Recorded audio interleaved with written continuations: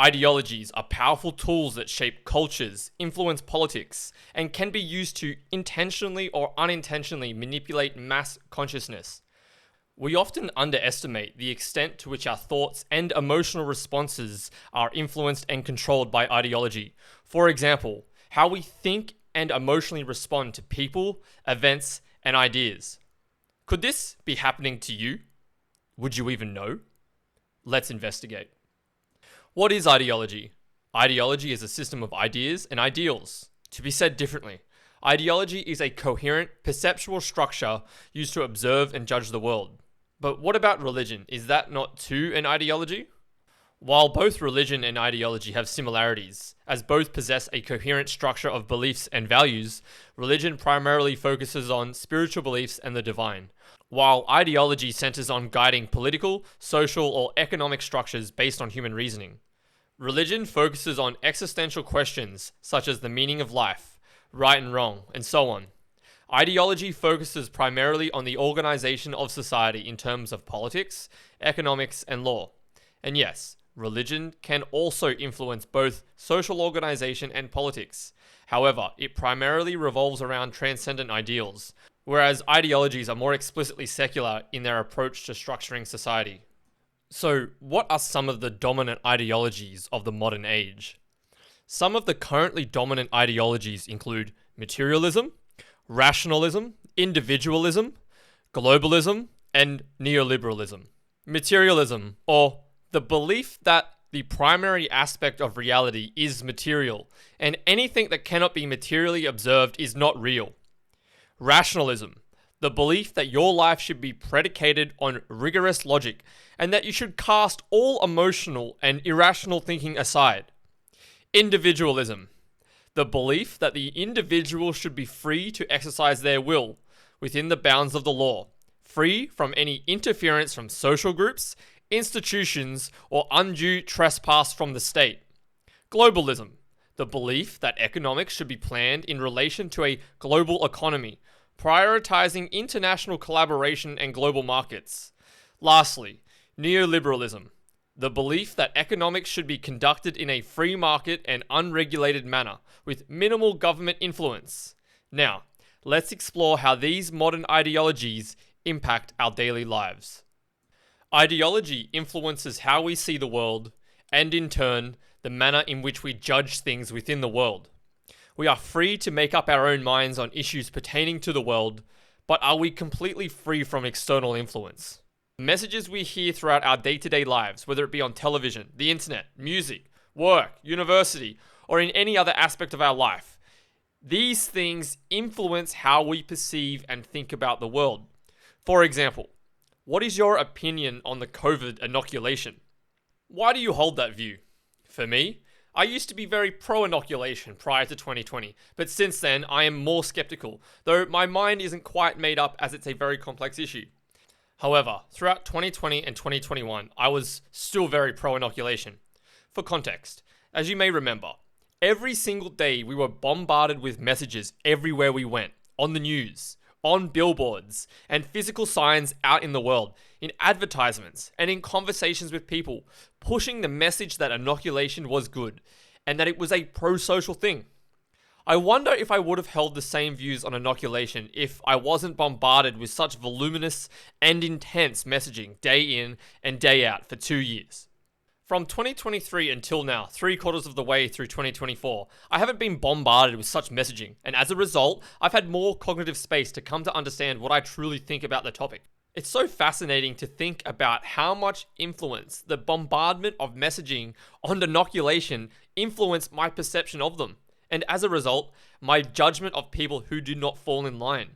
It is now clear to me that the organs of power seek to push ideology through all available channels and mediums to further their aims.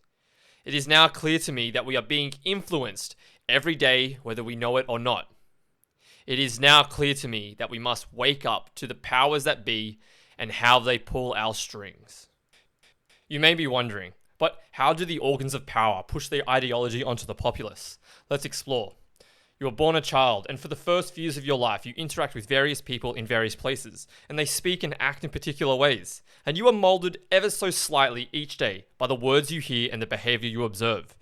When you begin schooling, you are taught some things and not other things, and you are taught in a particular kind of way to the exclusion of all other ways. Your social interactions with your peers unfold in a particular manner, and anyone who fails to conform to the unspoken social rituals will be excluded and cast aside, and so you conform. If you don't behave in accordance with the teacher's rules, you will attract punishment, exclusion, and unfavorable treatment from both the teachers and your peers. You inhabit this structure all the way through primary, also known as elementary, school, high school, and university. And by the time you graduate from university, you have been molded into thinking and seeing the world in a very specific manner. Unless, of course, you were the individual that rebelled against the social structure, and as a result, were granted the freedom to think for yourself. Of course, at the expense of social exclusion. The structure within which all your schooling takes place is a direct result of some foundational ideology. For example, what is the reason that one particular method of teaching or behavior management is selected over another? You might say that the best one is chosen, but I beseech you to think about the criteria used to determine what is considered the best approach. The criteria used to judge anything that exists is determined by the frame of reference within which the judgment is occurring. To be said differently, the ideology creates the frame of reference within which judgments about the goodness and badness of things are made. Alright, that makes sense. But who determines what ideology is used? To put it bluntly, the powerful decide the frame of reference, at least with respect to the ideological influence within institutions. How could it be otherwise? Someone is in control, and they are making decisions, and those decisions are driven by ideology, either explicitly or implicitly. This is to say that an individual's actions are consciously or unconsciously motivated by ideology, including those who make decisions for the majority. Okay, so we've established that ideology is everywhere, and influencing us at all times. So now let's discuss the manner in which ideology is enforced onto the populace. A primary method of enforcement includes that of adherence of professionals to a professional accreditation, code of ethics, or professional principles. For example, the Australian Social Workers Association, the Law Council of Australia, the Australian Psychological Society, the Australian Dental Association, the Australian Medical Association, and the Royal Australian and New Zealand College of Psychiatrists, to name a few. Obviously, the names will differ from country to country. To operate as a professional within this field, you must adhere to their code of ethics and code of practice, else you will be removed from your position. For example, the College of Psychologists Ontario enforcing social media re-education onto Jordan Peterson as an obvious retaliation against his political stance against transgender ideology. Other examples of enforcement include nations and large corporate enterprises adhering to the leadership of the United Nations, the World Health Organization, and the World Economic Forum. You will find, and I have personally observed this in my own personal experience, working inside of a large enterprise who is a part of the World Economic Forum. The internal policies fall in lockstep with the ideological dictates of the World Economic Forum. For example, HR training on woke and diversity related things, events relating to woke ideology, and strict codes of ethics protecting the woke ideology. If you dare to speak against it, expect to be shown the door. These are a few methods through which ideology is enforced. But what about how ideology is reinforced? Ideology is reinforced in the social consciousness through symbols and rituals. The symbols and rituals of modern ideology include such things as pride flags, drag queen story time, acknowledgement of country. This is specific to Australia, where you must acknowledge the indigenous people who first inhabited the land before the English conquered them. Struggle sessions, and so on. Symbols stand as constant visual reminders of the dominant ideology, and this is why you see pride flags everywhere, from your workplace to the billboards, even at your supermarket. Rituals are vectors for continual behavioral reinforcement, enforcing participation in the ideology. Rituals are key to ideological reinforcement as they stand as very stark visual indicators of allegiance or rebellion against the dominant ideology. A recent example of this includes the COVID-19 masks and the COVID-19 inoculation.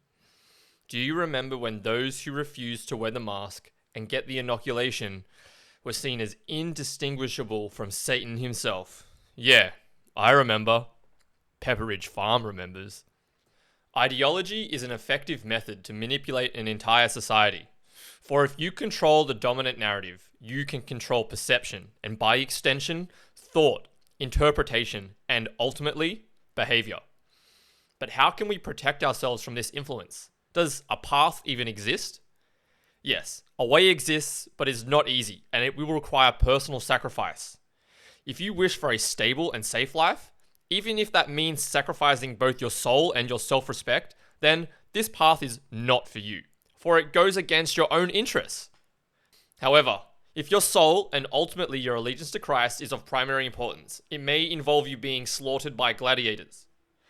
I'm of course referencing, and I really struggle to pronounce this, so bear with me, Saint Telemachus, a monk who was so disturbed by the bloodshed in the Colosseum that he leapt into the arena, positioning himself between the two gladiators, calling an end to this barbaric spectacle. Saint Telemachus was slain where he stood, stoned by the crowd. However, his noble sacrifice influenced Emperor Honorius, who, shortly after, issued a decree ending the gladiatorial games. When we live in Christ, we are called to deny ourselves and to give sacrifice to the Lord, irrespective of the personal cost. If you wish to stand against ideological influence, you must be like this saint and throw yourself into the fire. But what would this look like in practice in the modern age? Stop saying things that you know to be untrue, even if this comes at a personal cost. Yes, you might lose your job or a relationship, but these things are nothing in comparison to the glory of Christ. You may be called to take a public stand against debauchery and evil, and this may result in your imprisonment or death. But what good is a physical body if you live each moment drowning in a pit of despair and sin? In conclusion, ideologies aren't just abstract systems floating in the background. They are the forces that shape our life in ways that we often fail to see. From the way we're educated to the media that we're fed, ideologies infiltrate our perceptions, values, and actions. They set the boundaries for what we consider right and wrong, acceptable and unacceptable. But remember, someone is always deciding which ideologies are dominant, and more often than not, it's the powerful who shape this narrative. We are being constantly influenced, whether we acknowledge it or not. But here's the hard truth. Resistance to this influence comes at a personal cost. It demands sacrifice, and in a world bent on conformity, standing against the dominant ideology can lead to isolation, exclusion, or worse. The path of resistance, the path of truth, isn't an easy one. Ultimately, the choice is yours. Will you submit to the ideologies that shape you, or will you stand up, speak the truth, and align yourself with something greater, even if it costs you everything? The stakes are high, but the reward is far greater than anything this world can offer. Thanks for listening.